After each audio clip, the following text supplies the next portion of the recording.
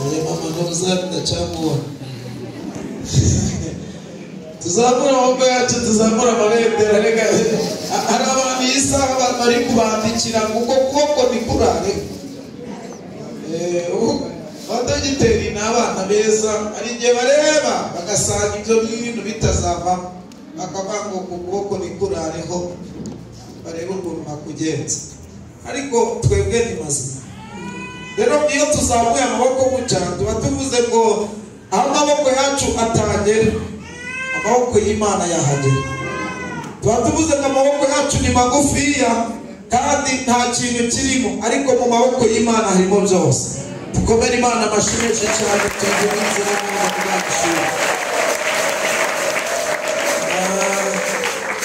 Mazina nitwa Rusangiza Jean Dodier Dawidi uko babivuze izina muzini Kajegerezo ndi umugabo hanyuma mfite madamu mfite n'abana tubarizwa muri paruwasi ya Murehe hanyuma ku itorero rya Gatuza hanyuma umuvuga butumwa bwiza hanyuma by'umwihariko dushimiye umubyeyi wacu umushumba tugiriye icyizere akaduhereza uyu mwanya ndetse n'abandi bashumba bari kumwe namwe turabashimiye kutwemerera kugira ngo tuganire ijambo ry'Imana duhagarare imbere yanyu kandi Imana twese iduhaze ibyiza mu izina rya Yesu.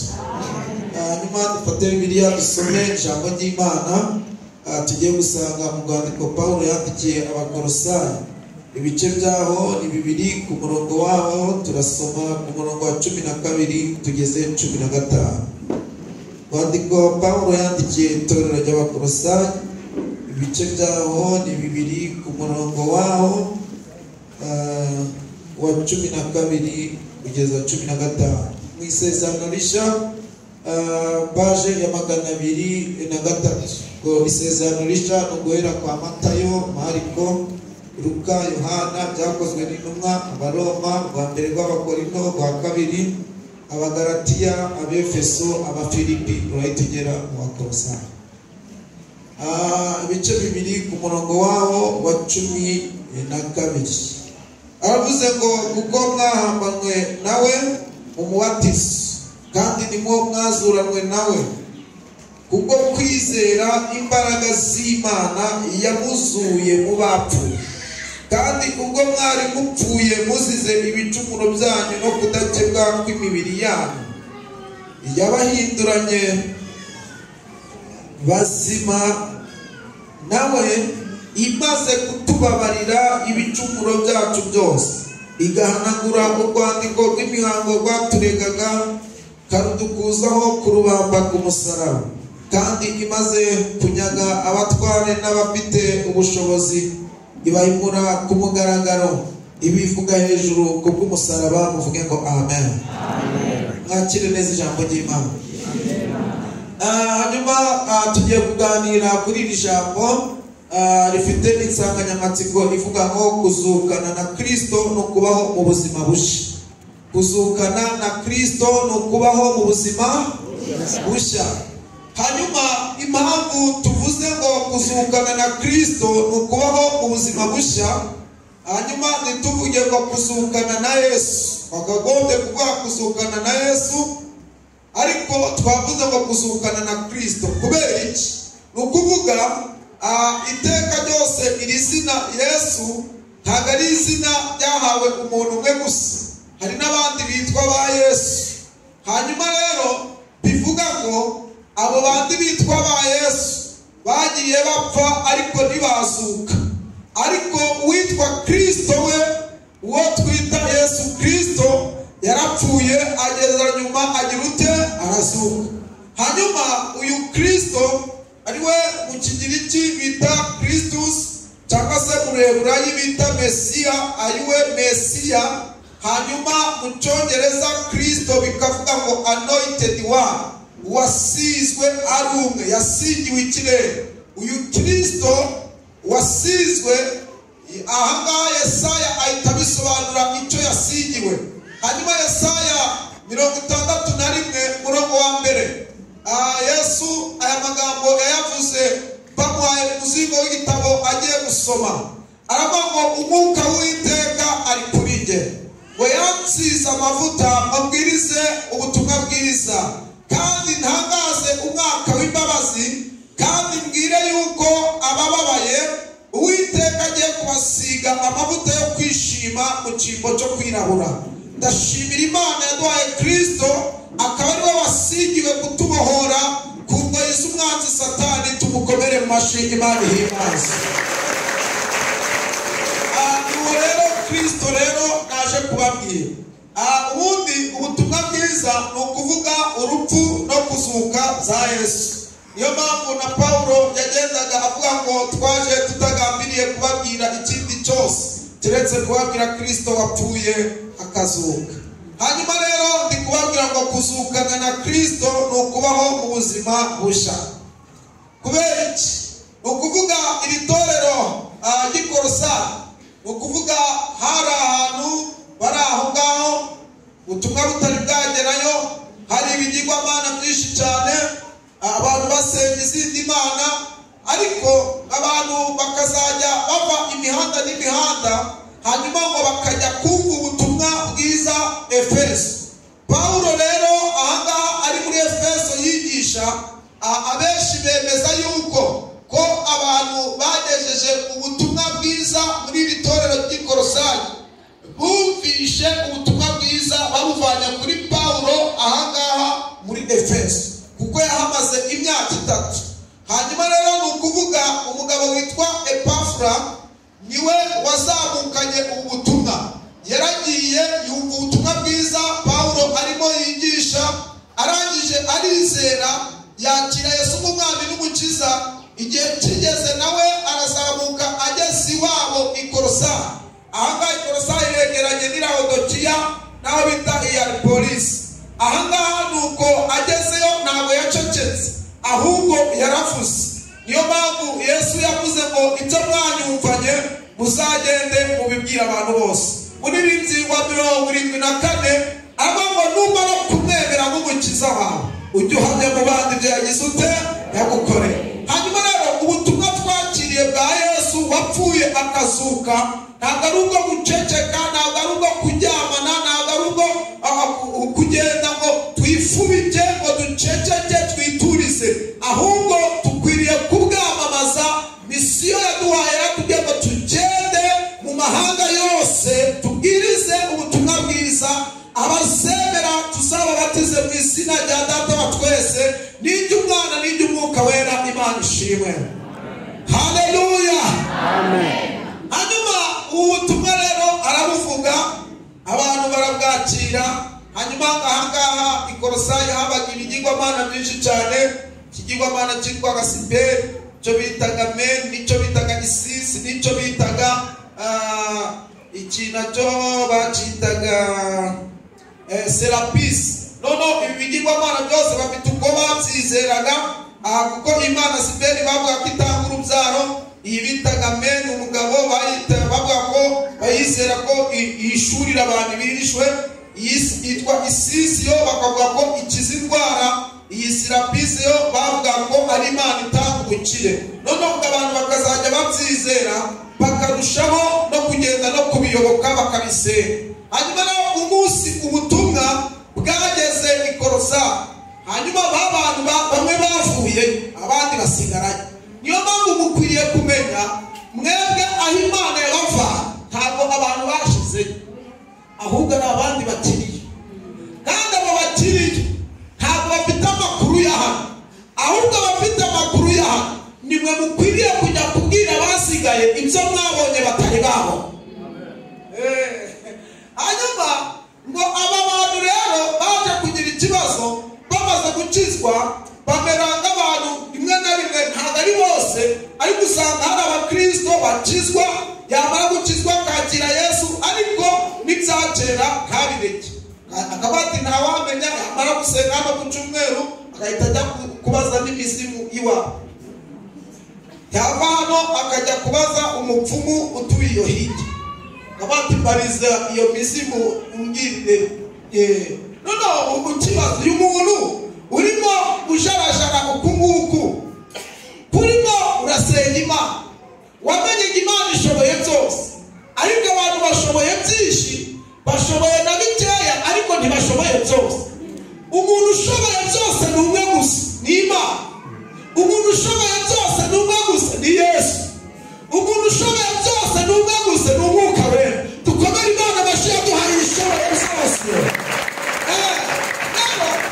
Barangije kumenya icyo ngicyo, ntabwo wakirukanga mu bapfumu kujya ngo mubi. Kandi icyo mwumvira Imana ibonye ujagaraye nayo irareka kubisubiza. Wabwira kuba ati nimusubiza ntazamenya iyabikoze. Ukibaza none ko wagiye mu bapfumu ukaza no gusenga n'usubizwa uzashimira umupfumu, uzashimira Imana. Imana nayo ikaguhatireka mbe kuretse ubujarajara. Kubera ko mu bintu byose Imana ikunda, mu bintu bya mbere mu bimenye Imana ikunda icyubahiro. Niyo mpamvu muzumva ahantu hose yari itekanye n'abandi jyewe Uwiteka icyubahiro cyanjye sinzagiha undi, kandi sinacyemera ko bagihereza ibigirwamana cyangwa ibishushanyo bibaye. Mbibutse neza ijambo ibigirwamana ntabwo ari biriya bishushanyo mubona bisanzwe. Ni ikintu cyose ushobora gufata ukagishyira mu mwanya wa mbere, Imana ukayishyira hasi. Iyo Imana ibonye hari ikintu wafashe ukakirutisha, yita gihinduka ikigirwamana imbere y'Imana. Kandi Imana nayo ikihaguruka no kurwana nacyo, igwana no kuvana ikigirwamana imbere yawe kugira ngo isigare iri yonyine. Niyo mpamvu Imana ibonye wagize tonto ikigirwamana, wafite tonto arakize, azamfasha, azakora byose, ati njye nimunyishinge rero, nimunyishinge. Imana irakureba ikavuga ati uyu nguyu najya gushima Imana, amashimwe azaba ari tonto Muyomba yampaye yororo Muyomba, ntabwo nzavugwa, reka kwerekeye. Imana ikamushyiramo umwuka wo gukwa, ukamuhamagara akakubwira ujya gutangiza uwo mushinga. Wari uri kureba he? Ibyo ngibyo ntabwo nanjye bifite ibibazo byanjye. None ugatangira ukaza mu masengesho, abakozi b'Imana umfashe gusenga ngubu na Muyomba ndi kumuhamagara ntagenda, ndashakazi nawe namuhamagara nawe yifite ibibazo nsengere we. Aho ngaho rero Imana nta kindi iri guhiga icyubahiro cyawe. None iyo bamaze kugenda rero amaso yavana kuri ba Muyomba na Shanga, ugasigara amaso yahanze kuyakuremye, hanyuma yabona ko ariyo wagize iya mbere, kabatireka n'itamuro.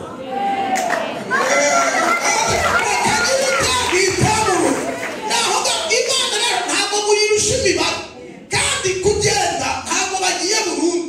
Iyo usigaranye Imana n'abagiye irabahamagara, ariko iyo usigaranye abantu ugatakaza Imana ntabwo abantu baguhamagarira Imana. Ariko iyo ufite Imana ihamagara n'abagiye, kuko Imana niyo ufite zose. None iyo rero igeze pina batangira no kukwihamagarira, kuko iri kubona wayigize iya mbere. Nakugize ubwami, nakugize ubwami,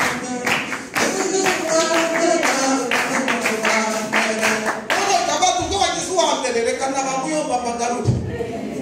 Ba Muyomba bakagaruka bose, ati haji muhanda zarabonetse, bati oya ngenda zitanga, ati fanta zizakira nibande, tindaje ndaziguhereza. Noneho rero iyo aje gushima Imana, ibya Muyomba biba byarasibye mu mutwe, araza ati barakorewe mumfashe duhereze Imana icyubahiro. Imana narayibonye, Imana igira neza, n'abagiye irabagarura. Imana narayibonye, bose bapfuyeho, imiryango yagiye. Naho ngaho ikabati nicyo nashakaga, kuko icyubahiro cyanjye ntazagihuni. Haleluya! Naho ngaho ni ikibisha. Hanyuma ngo abantu baho ngaho ikorosaye ngo uyu Epafra abonye yuko ngo bari kuvangavanga bajya mu bapfumu bagira ute, abatereka ajya kureba dati nko mu mwuka. Icyo gihe Pawulo yarafungiwe i Roma, hanyuma ngajyayo kumusura. Ahangaha urwandiko twasomye ni mu nzandiko murenge Pawulo yandikiye muri gereza, Efeso na Filipi, hanyuma na Filemoni, n'uru twasomye rero rw'Abakolosayi. Ni inzandiko bita inzandiko zandikiwe muri icyongereza. Hanyuma ngagezeyo amusobanurira ukuntu bameze, arangije niyo mpamvu y'uru rwandiko rero yahise yandika ashingiye ku bibazo bamubwiye biri mu itorero ry'Ikorosa. Hanyuma n'uru rwandiko rero yahise abandikira rero, kandi ntabwo yigeze agerayo. Hanyuma no mu kubasubiza uraza kubyumva. Ageze mu gice cya mbere rero yaje kwandika arababwira ngo dushimira Imana ise w'umwami wacu Yesu Kristo, kuko mwemeye kwakira Yesu Kristo nk'umwami n'umukiza, nubwo twebwe mutatubonyeho mu buryo busanzwe ku mubiri, ariko turabashimira bene data we mwaramubonye Epafura wababwirije ubutumwa, kandi turamushimira ko ari umukiranutsi kandi n'imbata mwene data.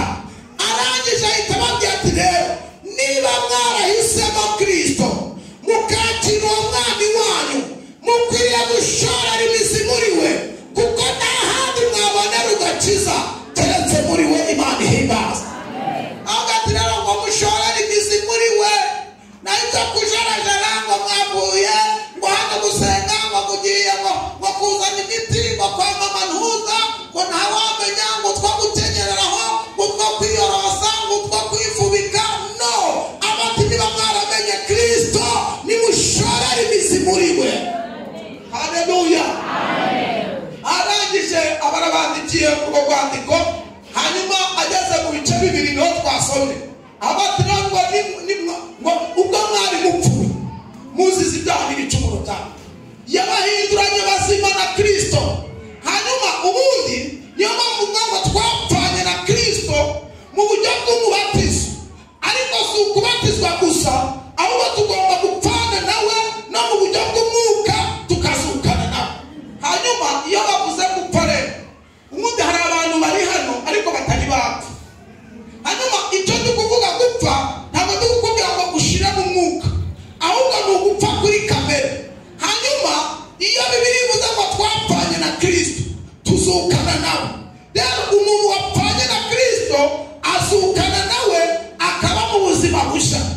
Kubera iki? Gupfa ubundi uzane niba bari kubatiza barabatinga apfanye na Kristo, bamujabura bakabangazukanye nawe. None gupfa ushaka rero uyu munsi nshaka ko dupfa tukazuka ni gute? Ni ukuvuga iyo upfanye na Kristo, upfanye na Kristo uri umunyabashari ukazuka n'urukundo. Upfanye na Kristo uri umusambanyi ukazukana nawe wihana.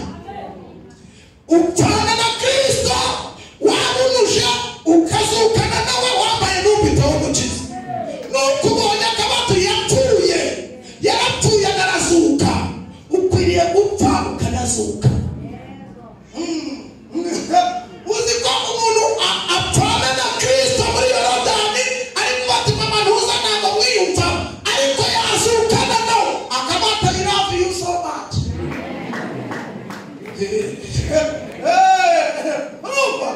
Ukwiriye gupfa. Umuntu apfa ari umuzigaba akazuka ari umwana w'Imana. Bari kubati mukaka w'umuzigaba nakwerekana agashyira hasi ntigabusomera. Umuntu wapfanye na Kristo ibyo biba byarapfuye. Niyo mpamvu Pawulo avuga ati ngo njyemeze nk'ubambwe n'abambanywe nawe. Ikintu kibambwe ntabwo kiva ku musaraba ngo kigende. Impamvu gitukana ntabwo wabibamba, uracyabifite, ariko wabibambye ntabwo byakugendaho. Tuvuge ngo amen. Banize uwo mwicaranye ngo warapfuye, ongera umubaze ngo wapfanye nawe. Gutinya kubimubaza, mubaze ngo wapfanye na Kristo cyangwa cyari muzima. Ukwiriye gupfana na Kristo ukazukana nawe ukaba mu buzima bushya. Bitari ibyo ngibyo ntabwo wazamukana nawe utari wemera gupfa. Uvuga ngo amen. Mungurikira amaherezo urugero. None kureba ngiye guhereza urugero mushumba yabwiye ibishyimbo ni mubizi. Uzarebe mfite ibishyimbo imbuto yuzuye kuri uru rushyi, kandi nkaba ngeneye umusaruro mwinshi. Biransaba ko iyi mbuto nyihamba.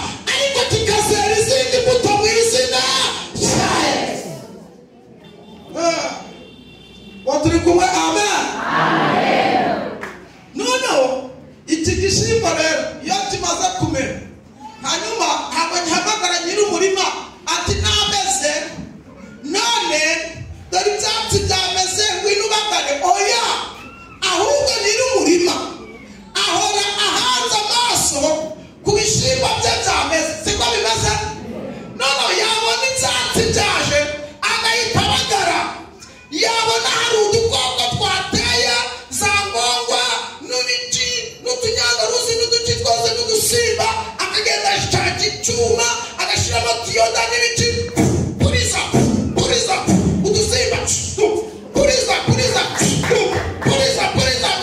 niyo mpamvu yavuze ngo nzatanga ingabo nyinshi zite kubwa ari ibintu ntabwo yavuze ngo izazitanga gusa oya ntabwo utari babiri nta kindi kiri gutuma yica utu dusimba ari kugira ngo abungabunge ubuzima bw'iki gishimbo. Iki gishimbo cyemeye gupfa kikazuka nyiracyo arakibagarira nyiracyo arakirinda nyiracyo akitaho. Tera haleluya. Ngubu ubuzima rero abantu bemeye gupfana na Kristo bakazukana nawe ijuru ribitayeho. Niyo mpamvu bazana nyirabarera ikazidiha, yazana amahembe akazidiha, yazana ibitega akadiha, yazana nyirabarera fotora kubera ko ari kurinda imbuto yapfuye ikagiruka ikazuka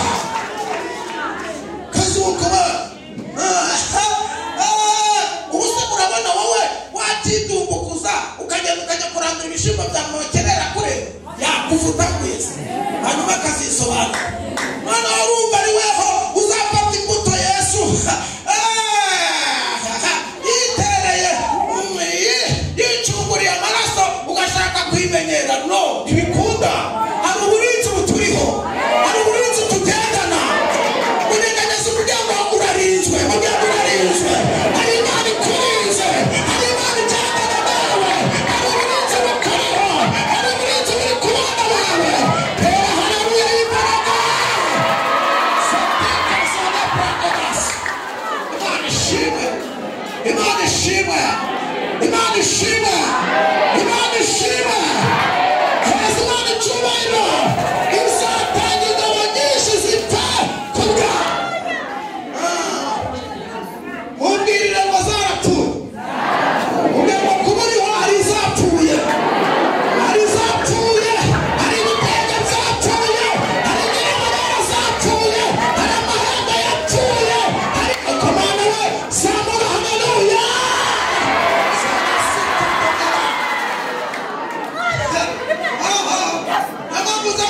Imana iturebera, Imana iturebera aho tutareba. Ibyo ibishimbo ntabwo ari byo bireba, ahubwo nyirabyo niwe ubirebere. Ashimwe Yesu turebere. Wowe icy'ingenzi ni ukwemera gupfa ukazuka, aho ibindi ntibikureba. Wowe ukaguma muri uwo bose we abagucungira hafi. Abantu ubwo banze ku maso uruduwiri tuzagumana banze Kambuca na Muriture na Dundurwo tuzagumana aho ngaho. Ibiza mbidiye, ibiza mbikubita. Haleluya. Hanyuma irindi jambo rivuga ngo Imana ngo yatunganyeho urwandiko. Icyo yarivuze ni iki? Ubundi mu muco w'Abaroma iyo bagufungaga bafataga urupapuro rwanditseho ibyaha byawe byose bakarumanika ku muryango wa gereza aho ufungiwe. None niyo mpamvu n'ahangaha mu ijambo ry'Imana Yesu abanga ku musaraba banditseho ngo barakurega ibirego ngo yiyise umwami w'Abayahudi. Bagomba kubyandika. Noneho Yesu atari yazamuka mu isi y'umwuka, buri muntu wese yari afite urwandiko rumurega rumwicisha dozi y'ikubamba, uri umujura, uri umusambanyi, uri icyicanyi, ujya mu bapfumu, wowe ukwiye gupfa. Noneho Yesu ikintu yakoze atari yazamuka ku musaraba, yagendaga anyura kuri buri muntu wese akavuga ati sana urwo rupapuro hano, sana urwo rwandiko hano, sana ibyo dozi y'ikwica, sana